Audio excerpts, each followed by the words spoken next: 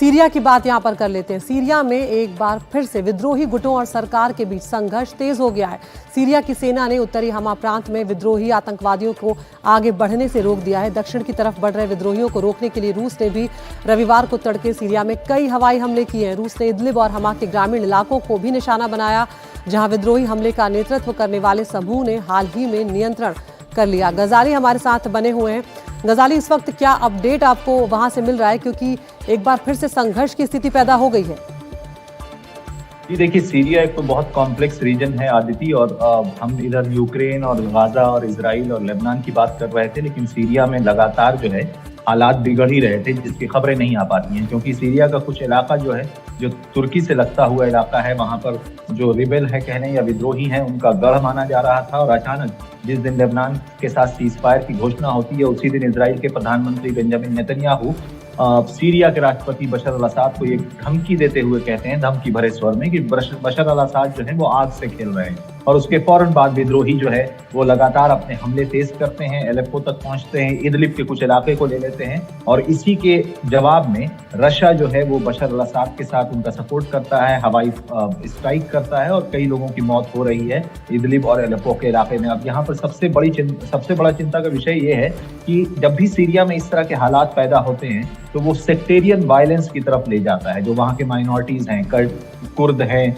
या जो सुन्नी हैं, या जो शिया हैं, जो इसके हाथ में भी पावर आती है, वो फिर वहाँ पर जुल्म शुरू कर देता है। और सीरिया के हालात इस तरह के हैं कि जो बीमारी है या जो इलाज है, वो बीमारी से ज्यादा खतरनाक हो जाता है। लोग बशर अल असद को जो हटाना चाहते हैं, उसके बाद जो भी गिरोह वहाँ पर या विद्रोही ग्रुप वहाँ पर पावर में आता है, वो कहीं ना कहीं फिर वहाँ पर ज्यादा हिंसा पैदा कर देता है। और खास करके जो माइनॉरिटीज हैं उस रीजन में, उनके लिए बहुत ज्यादा चिंता का विषय बन जाता है। फिलहाल सीरिया की तरफ से यही कहा जा रहा है, जो उनकी स्टेट मीडिया है, कि हम सारे इलाके को दोबारा हासिल कर लेंगे विद्रोहियों से, और रशिया के सपोर्ट से वहां पर हवाई हमले जारी हैं।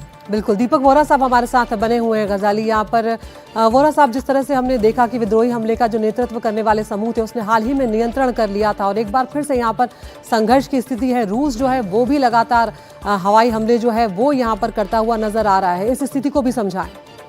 100% मैम, क्या है कि सीरिया एक ज़माने में तो बहुत, मैं तो रहा हूँ वहाँ पर, बहुत खूबसूरत शहर था, बहुत अच्छी जगह थी, एटसेट्रा एटसेट्रा। उसको बर्बाद कर दिया, और उसके कई कारण है, उसमें मैं नहीं जाऊँगा। लेकिन 13 साल पहले जब वहाँ पे विद्रोह शुरू हुआ था, तो मैम आपको याद होगा उस समय सेक्रेटरी ऑफ स्टेट अमेरिका की होती थी एक मैडम, उनका नाम था हिलरी क्लिंटन, और वो बोली, no doubt Bashar must go. भाई आप कौन होती हैं ये फैसला करने के लिए कि बशार को वहाँ से जाना है? उसके ऊपर बहुत प्रेशर पड़ा, ये फ्री सीरियन आर्मी बन गई, टर्की ने उनका समर्थन किया। उसके बाद जब डोनाल्ड ट्रंप अपने पहले टर्म में आए, उन्होंने एक चीज कही थी टर्की से कि मैं अपने अमेरिकन फोर्सेज 1000 थे उनके आसपास, वो आईसिस इस्लामिक स्टेट को ठोक रहे थे वहां पर, मैं उनको हटा रहा हूं, लेकिन अगर आप वहां पे दंगा करोगे नॉर्थ ईस्टर्न सीरिया में, और ये बड़ी अहम चीज उन्होंने कही थी, उनके एग्जैक्ट वर्ड्स मुझे याद नहीं, बट कुछ ऐसा था कि in my superior judgment I will obliterate the Turkish economy, मैं बर्बाद कर दूंगा टर्की को। उसके बाद टर्की थोड़ा सा डर गया और फिर वो पीछे हटने लगे। लेकिन जो कर्दिश लोग जो टर्की के दुश्मन हैं, उनका प्रयोग किया जा रहा था बशर अल असद से लड़ने के लिए। इट्स वेरी कॉम्प्लेक्स, बहुत, जैसे आप गजाली साहब ने कहा, बहुत कंफ्यूज सिचुएशन। लेकिन अब क्या हो रहा है, रशिया ने बशार को बचाया है। पहली बार जब फोर्सेस आ रही थी दमास्कस की तरफ, रशियंस आए, बॉम्बिंग की, फिर चले गए, मर्सनरीज उनके आए, वैगनर ग्रुप आया, और अब फिर से रशिया कर रहा है। वो बशार को रखना चाहते हैं वहां पर, क्योंकि ईरान इस समय हावी है सीरिया पर, और जो कुछ वहां पे हो रहा है प्रेशर करने के लिए पश्चिमी देशों को, वो ईरान और सीरिया के जरिए हो रहा है। सीरिया के पास ताकत है मैम, ये मत समझिए कि उनकी फौज खत्म हो गई। हाँ, कितने लोग मर रहे हैं, क्या हो रहा है, ये नहीं मालूम, बट सीरिया को आप राइट ऑफ नहीं कर सकते। अमेरिका भले कोशिश कर ले, ये नहीं होगा। रूस खड़ा है उनके साथ मिलकर।